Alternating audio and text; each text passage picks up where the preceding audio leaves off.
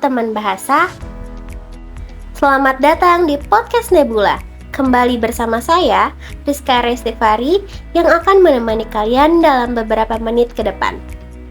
Di podcast kali ini, saya akan membahas isu penyalahgunaan Kartu Indonesia Pintar Kuliah atau KIPK. Nah, seperti yang kita semua tahu, kalau misalnya KIPK ini kan dapatnya susah. Syarat pendaftarannya banyak banget dan cuma mahasiswa dengan persyaratan yang memenuhi yang akan mendapatkan beasiswa ini. Tapi realitanya, banyak penerima beasiswa ini berasal dari keluarga yang mampu. Mereka masih bisa memenuhi kebutuhan hidupnya atau bahkan masih bisa traveling, belanja barang-barang branded. Padahal yang kita tahu, beasiswa ini ditujukan kepada mahasiswa dengan latar belakang ekonomi yang kurang. Sebelum membahas lebih lanjut tentang isu ini, saya akan membahas sedikit apa sih itu KIPK.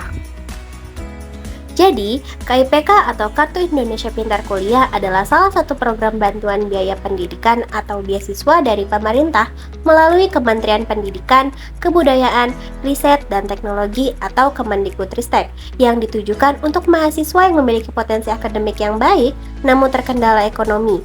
Beasiswa ini bertujuan untuk membantu siswa kurang mampu agar bisa melanjutkan pendidikan ke jenjang perguruan tinggi. Untuk mendapatkan beasiswa ini tidak mudah loh, ada beberapa syarat yang harus dipenuhi, seperti misalnya nilainya harus tinggi, harus punya surat keterangan tidak mampu, dan masih banyak sebagainya yang menjadi panduan untuk mendaftar beasiswa ini. Tapi, pada realitanya yang sering kita lihat di kehidupan sehari-hari, ada aja penerima beasiswa ini yang kita lihat gaya hidupnya hedon. Nggak kelihatan tuh kalau misalnya mereka ini merupakan penerima beasiswa KIPK. Penyalahgunaan beasiswa ini sudah banyak terjadi. Biaya yang seharusnya menjadi dana untuk pendidikan malah disalahgunakan dan dibuat untuk membeli hal-hal yang tidak sepatutnya dibeli dengan uang beasiswa. Seperti membeli barang branded, pergi liburan, intinya untuk hal-hal tidak berguna deh. Hal-hal itu tadi menjadi permasalahan bagi mereka yang mendaftar beasiswa ini, tetapi tidak mendapat kesempatan untuk menjadi penerima beasiswa itu. Mereka bakalan beranggapan kalau misalnya beberapa penerima beasiswa ini tuh salah sasaran. Beranggapan juga kalau misalnya beberapa penerima mungkin menggunakan beasiswa untuk gaya hidup dan bukan untuk kebutuhan pendidikan. Pastinya, udah banyak laporan yang diterima oleh pihak yang menyelenggarakan program beasiswa ini. Laporan kalau misalnya ada penyalahgunaan KIPK. Dan pasti sudah ada yang diproses dan sudah ada yang ditindaklanjuti.